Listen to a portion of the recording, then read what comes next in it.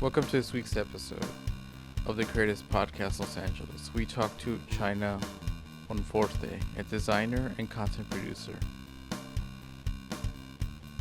Well, thank you for being on the podcast with me.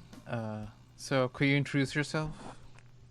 Sure. My name is Chynna Monforte, and I'm a web designer that is based in Los Angeles. Oh, cool. Yeah. Could you go a little bit on your background?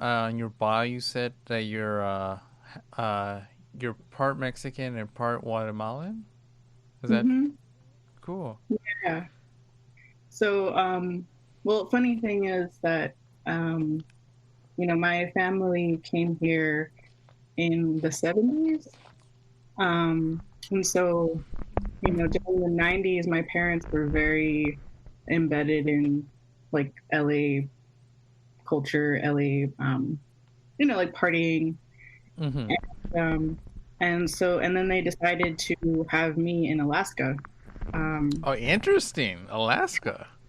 so I was born in Alaska, and then we came back when I was maybe 2 years old, and grew up in LA ever since then. But yeah, my dad is Mexican from Yucatan and southern Mexico, and my mom's side is Guatemalan.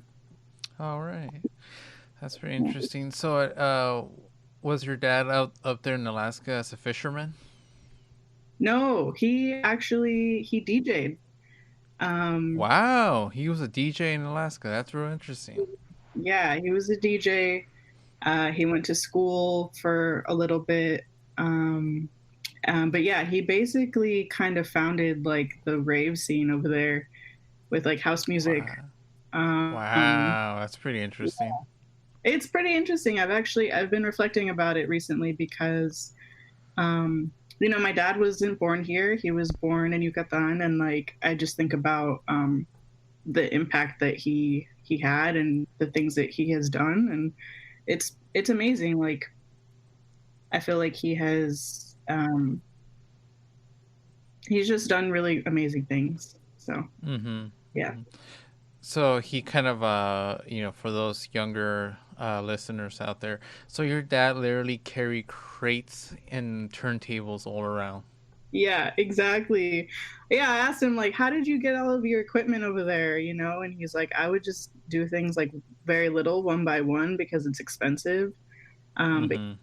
he would take like speakers, and he ended up having these parties in like abandoned warehouses and silos, and Wow. yeah, back then it was all vinyl, so Mm-hmm. whatever Wow, you could man. hear. hmm So you had to be dedicated, to the music to, carry these crates upstairs and Yeah, yeah, and back then he was in his 20s, so it was yeah. like uh, not a big deal, but yeah, So you kind of grew up with that music, that kind of like house and yeah, yeah. That's kind of the funny thing is like, um, while art is very important to me, I do feel like that history of music within my family has also influenced me a lot, and so music is super important to me. mm-hmm. Yeah. Yeah, I kind of remember growing up too with kind of like house music, because my dad used to go to the barber shop, and it was these two kind of gay men that would play these like house trance music, and then when I listen to that stuff, kind of takes me back to my childhood, Hmm. What like kind the what TV. were you listening to back then? Yeah, that was one stuff that I was listening to back then. Whatever they were playing, and then a lot of kind of backyard house parties. People were playing that music. Gotcha. Yeah, Yeah. yeah. I think, and it's interesting too because there's so many different styles of house, and my dad is really into like Chicago house, and yeah, it's like very cool to see two worlds kind of collide because house music was founded by Black folk, and then you have like these Mexican American immigrants that are like embracing that and kind of bringing it all together in LA. And that's his thing. But I've always found that it's been like such a really inclusive, um, just like warm space with house music. Like it's so welcoming, and Mm-hmm. the community too. So those are like people that I grew up with, just kind of being around my dad's friends and stuff. That's cool. Yeah. So I was reading your bio. I found it just interesting that you said that one day your mom brought a HTML book and you taught yourself how to code. Like Yeah. so, so that's so interesting. Could you share a little bit about that? Yeah. Um, so at the time, I was like maybe 11 or 12. Um, and my mom had this job working for Trillium, which ended up getting bought out by Intel. Um, and for some reason, they had her go through like HTML boot camp. Um, and I don't think she ever did anything with it, but I remember she brought the book back home, and I was going through it and like, oh, this is really interesting. Like, you know, going through it like, because at the time it was like I was on Neopets.com, Mm. and this Mm-hmm. is like very, very close to like right before my got really big. And I was like, oh, I really want to customize my like Neopets guild page or something like that. Mm-hmm. Um, and so, at that time I was spending a lot of time on the computer. Um, and coincidentally, actually, that summer, I ended up getting meningitis, which is I had viral meningitis, which is like a viral infection, and it ends up swelling the fluid in your spinal column. Oh, Um, so it was really rough. that sounds And kind of rough. Yeah. yeah, I think if you have bacterial meningitis, there's a very high chance that you die from it. Oh But I was wow. okay. I ended up spending that summer at home, like recovering, and was just online like all the time. And so, kind of playing around with HTML was one of those things that like kept my time occupied. Um, I don't really use as much of it now. I understand it, which is good, and I understand CSS, but I ended up taking like coding classes in community college, and it just wasn't really my thing. It was like I am more so about the visual design, and so it helps me now as I build websites, but it's just not really what I kind of put my time into. Oh cool. So talking about Yeah. community college, so you went to ELAC, right? I went to ELAC and I went to Pasadena City College.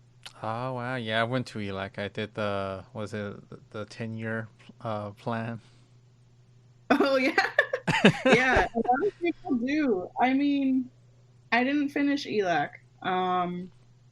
The goal was to transfer and go to art school or study photo or something, and I found that it wasn't really my path.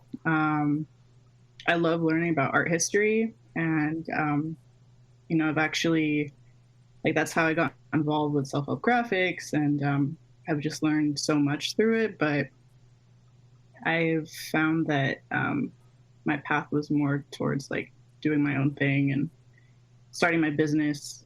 Um, so yeah, I still love ELAC though. And I live so close to it. Oh, It's okay. yeah. Yeah, I'm like, oh my god, ELAC is such a magical place. It is. It really is. And they have a really amazing art program, and they're doing some really cool things now. I feel like, if you're into art, if anyone out there is listening, and you are into art history, and you're on the east side, check out ELAC. Um, yeah, I really love it. I mean, obviously, all the classes are going to be online now, but like their gallery, the Vincent Price Art Museum. Oh, So that's a good place. Yeah. yeah. Yeah, I still remember when I used to take classes in Eli, they still had the phone system, so you had to call in to add a class. Mm. And the Vincent Price Gallery was literally just a gallery. It was like a little little hall room. Oh wow. Yeah, that's small. Yeah, they've gotten a lot bigger since Yeah, the model. Mhm. yeah, totally. So yeah, so could you talk about like your part? You know, you work with self help graphics. What other nonprofits are you working around in the east side of LA? Right now, I'm working with Artworks LA, and Artworks is a an arts education nonprofit, and it serves kind of not just East LA, but LA County as a whole, and specifically in bringing arts education to um, what they call alternative high schools. So it's like continuation high schools, charter schools, um, camps for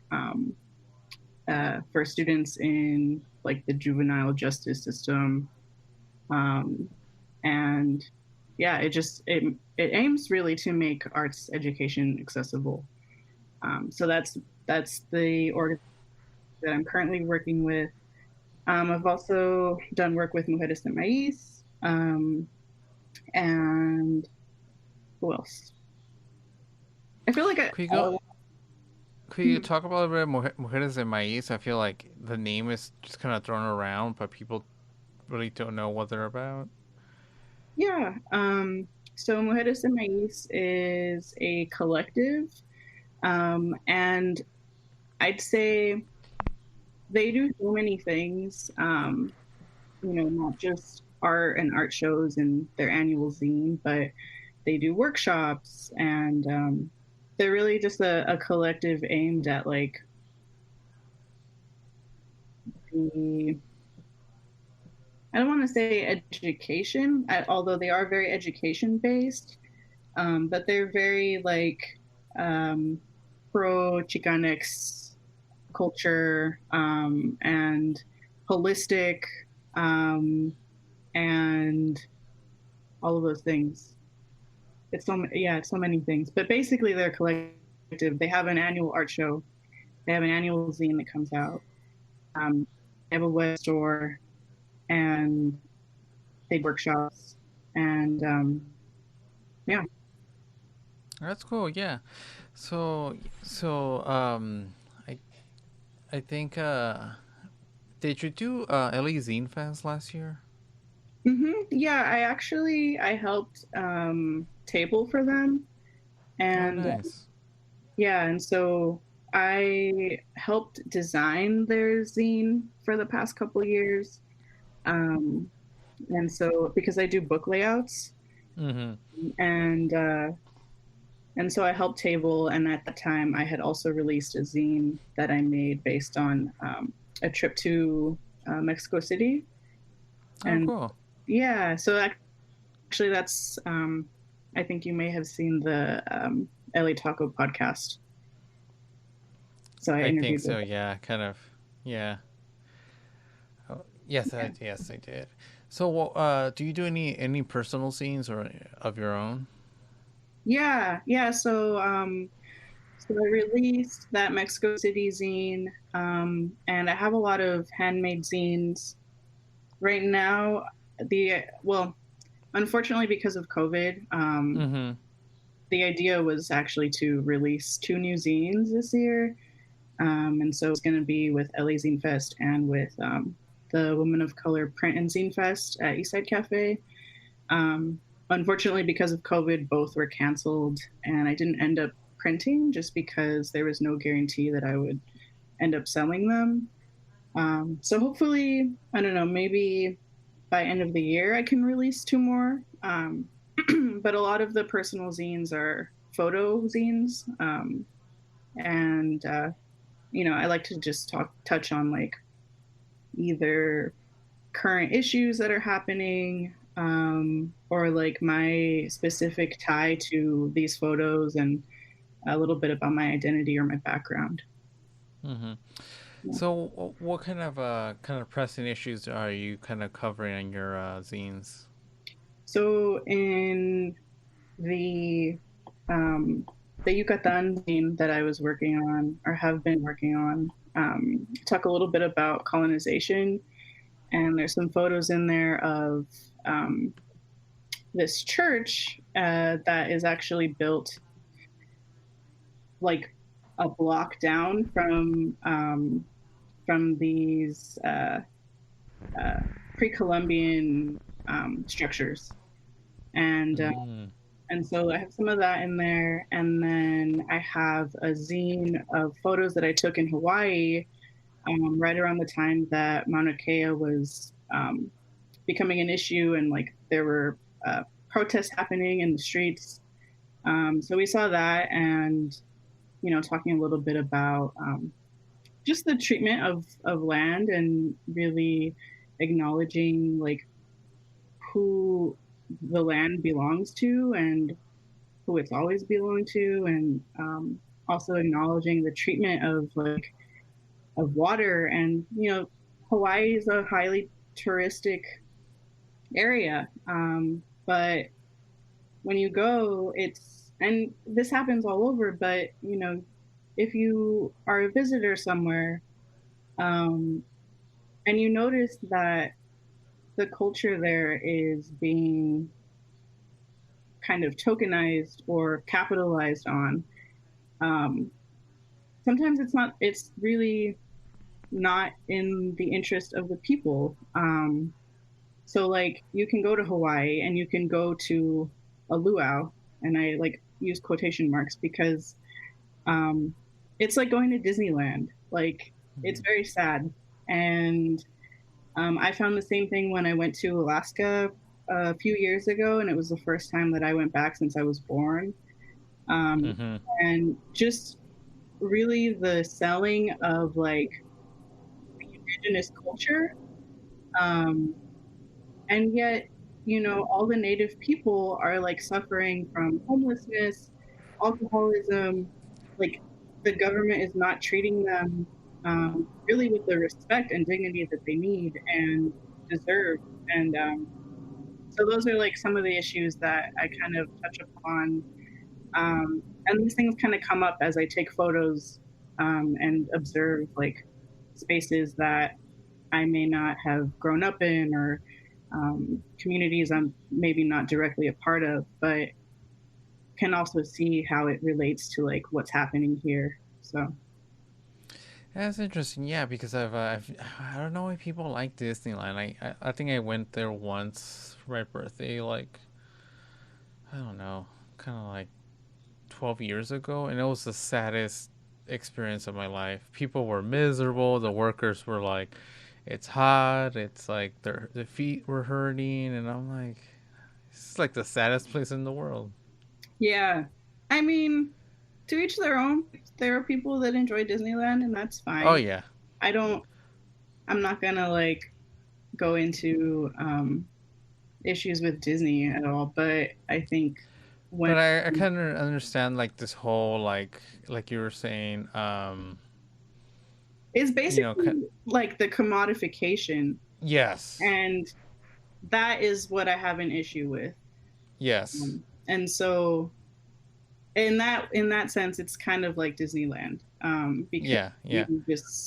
you're observing, and there's no ties. So Yeah, I don't know if you're kind of been keeping up. So Acapulco, the state of the government of Mexico, did a video on to bring tourism into Acapulco.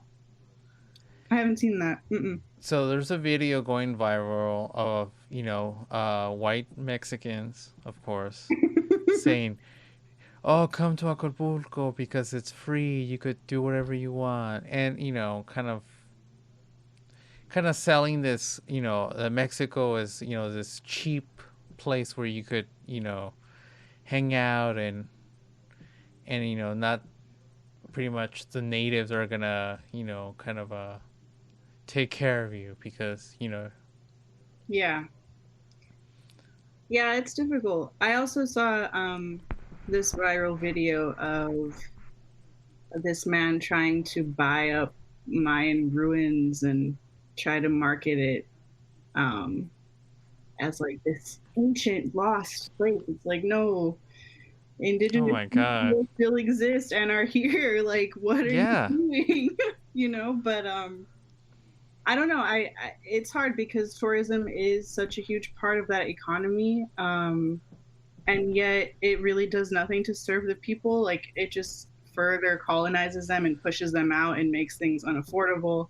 I mean, you look at the loom too, like it's wild. And yet here we are as a result of that too. I can't deny that. Like, I can't say like, oh, I'm indigenous and purely like Maya. Like, yes, my grandma speaks Maya, and like that, my family is from, both sides of my family are from down south. But like, at the end of the day, we're all too like a part of. We have mixed blood, right? So yeah, exactly, yeah, yeah. same here, yeah. Half of my family, like, I'm from Mexico, and half of my family are white, and then I have family that are passing, as white, Hmm. but I call them out, and then they get mad at me. I mean, it's important to acknowledge the colorism that still exists here. So if you are white passing, there's a privilege there, and um, it's kind of up to them what they want to do with that. Exactly, but we, as long as we kind of keep them, reminding of their privileges.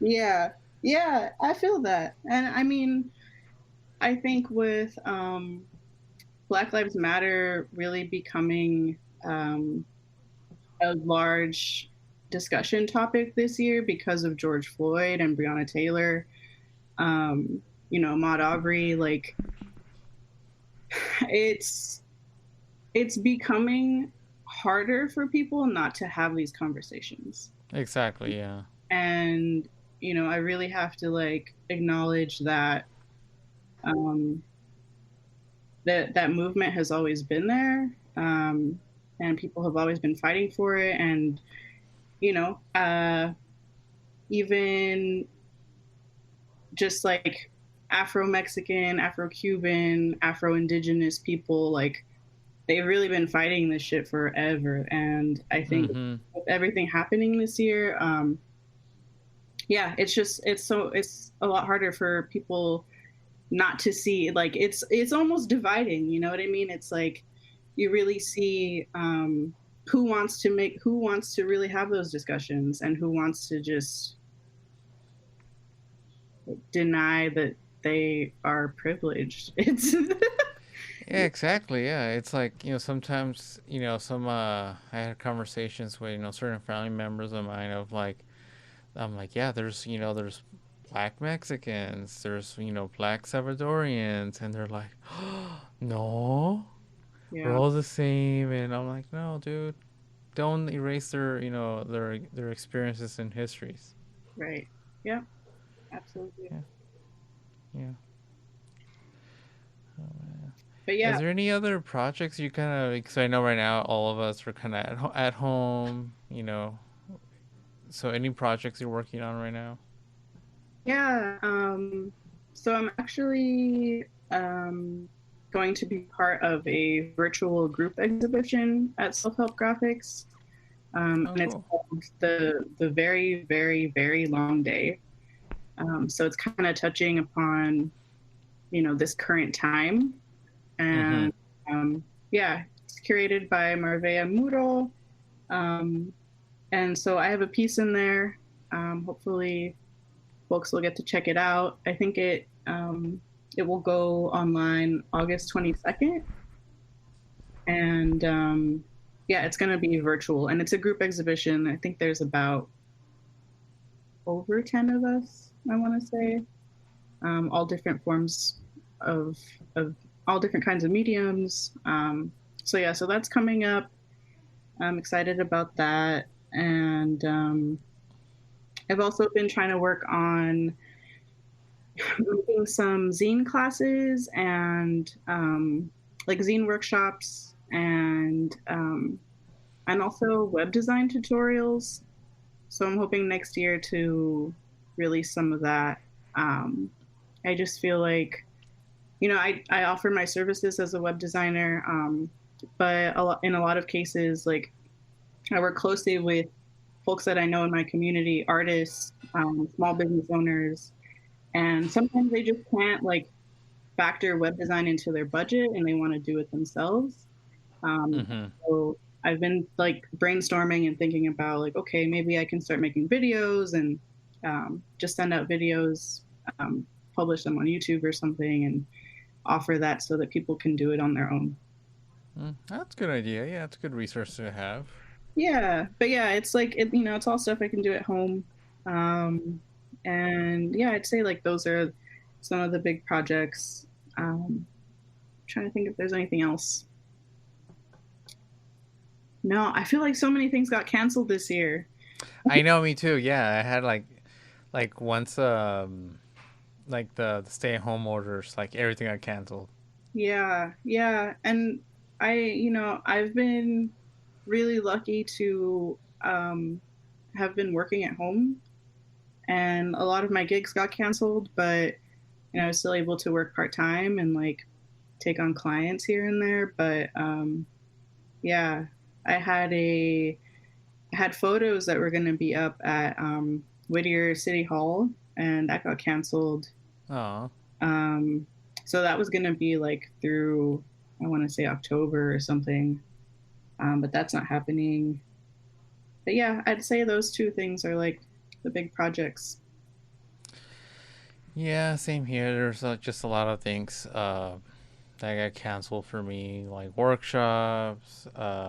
I finally graduated from Cal State Dominguez Hills. So Nice. the graduate, yeah, thank you. Graduation got canceled. Yeah. Was it virtual though? Kind of, yeah. It was kind of like, yeah, it was kind of, I don't know, yeah, it was kind of virtual. Virtual. They just kind of show our photos, and they had a song playing, like a YouTube video. Yeah. Yeah. Uh, I like I had to make some of those videos for work for high school students, and Oh yeah, it was it was just so difficult because um, like you can't compare, that feeling to being in person and like having all that energy around you of all your other graduates. And so I also feel like like school administrators may have like they had very little time to prepare. So it may have been like, oh, there's just photos with a song or something, you know what I mean? yeah. But yeah, I hear you. But it's kind of just sad. I just feel bad for like, especially high school kids or first generation people that graduate from universities, that they don't get that opportunity to like walk down with their family. Right. Yeah. I mean, hopefully, I don't know. I don't know, man. It's just it is unfortunate. Yeah, it is. It is kind of because I'm the second one to graduate from. My brother has like a master's and a BA in mathematics, so I'm like the black sheep of the family. So No. my dad was an engineer in Mexico. My brother's a professor, a math professor at ELAC. Mm. So I'm like the one that's like, oh, he's the artist. He's the one with the words. Hey, that's how sometimes how it goes, you know? Exactly. Yeah. That's sometimes how it goes, but it doesn't mean you're any less valid. Like I think people, they get embedded in like their own just the way that like family approaches things or Mm-hmm. communities. Um and it's like, no, you're not any less valid. Like your work matters, and if you're not doing it, then who's going to do it, basically. Exactly. Yeah. Yeah. If you're not gonna tell your story, somebody else is gonna tell it and gonna tell it wrong. Yep, absolutely. And I believe in a big part of that is like I believe in just people of color in like archiving, Mm-hmm. really doing that work because we don't see that. And what ends up happening is like through archiving, history gets changed. Like people Yeah. will flip the script, tell stories in a different way, and yeah, it's just important to like have representation there, not just because of identity, but because like literally history is can be rewritten and it will to favor other people. So yeah. Mm-hmm. Exactly. Yeah. Kind of. So, one way that people of color have been telling the stories through zines and print work. Hmm. So, how did you get into zine work? I'm just interested. Let me think. I I I guess I was exposed to zines through friends first. Um, I had a friend named Ashira that I met through like the cycling community. Um, and she made like an entirely handmade zine that was screen printed and it was sewn by hand. Um, and I remember like other friends having zines that they put together and they would allow contributors. And so I even contributed to a couple of those like back in high school. Um, and I always wanted to make my own, but I just never really knew where to start or like what it was going to be about or how I was going to do it. Um, and I thought it had to be like this really serious thing because I feel like, you know, as artists, a lot of us, we feel like things have to be perfect before we can release them, or like we Exactly. Yeah. or Mm. like before we can show something, we feel like it needs to be perfect or whole or complete, you know. And I think that we should change that kind of way of thinking, you know, like we're as people, we're always changing, we're always growing, and our artwork is going to reflect that. It's literally a moment in time, and so this whole time I was telling myself like, oh, it's like printing a book, like it's going to be too much, like I don't know, you know, I don't even know what it's going to be about. And then I took this trip. I went to Mexico for a month. Um, and I had been posting photos on social media, you know, posting photos on like Instagram stories or whatever, and just getting like a really good response from friends and family here. Just, you know, like, oh my goodness, it looks so cool, or like, I hope you're having a great time, you know, just really supportive. And I came back and I was like, you know what? I've been, when I went to Mexico, I was working on a catalog for an art show. I came back and I was like, I have all of these photos. I should print them and basically do what I did, you know, making that catalog. Like I should do it for myself. And so I did that, and that was my first zine. Um, and you know, even before that, I was like going to Zine Fest, and I have a friend named Dak that makes like a D&D zine. And so Mm. he uh, he would have those at our D&D sessions, and like they would have um, tables of all kinds of resourceful information. And so I was like, you know what, like this is my zine. Maybe it's not perfect, but it's me right now, and I'm just gonna put it out there. And it went pretty well. um, and so yeah, I feel like over time I'm still learning like what I want to include or what formats I want to use, but that's kind of like where it started. You know, I'm like a big fan of collaging too, so to put these things together is really fun for me. That's cool. So Yeah, you're a D&D fan? yeah, Oh, yeah. cool. You talk about that. I feel like they're so like especially role playing games. We Latinx identity is like so there, but we get little representation. Yeah, honestly, like that's something that I haven't even really been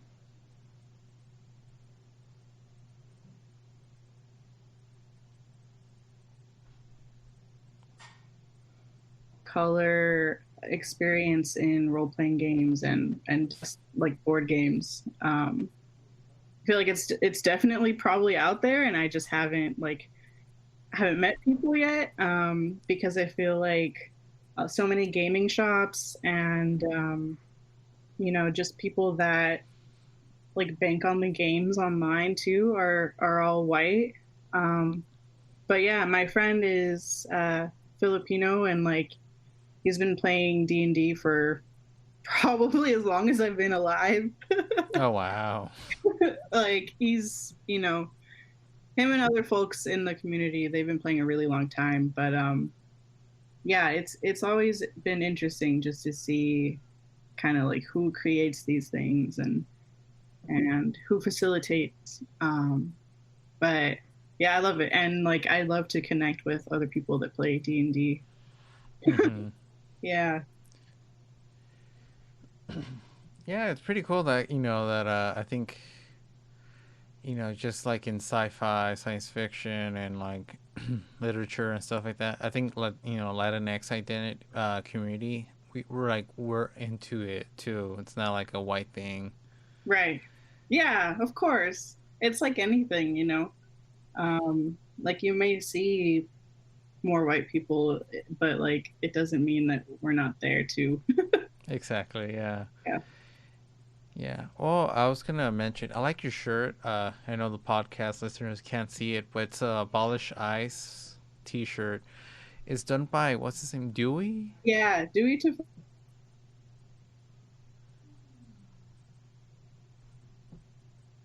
and the one he just came out with, it's like the Joy Division is kind of like reminiscent of the Joy Division shirt, um, Mm-hmm. but it's a bunch of homes and like yeah. Yeah, I kind of ordered my a Star Wars one from him.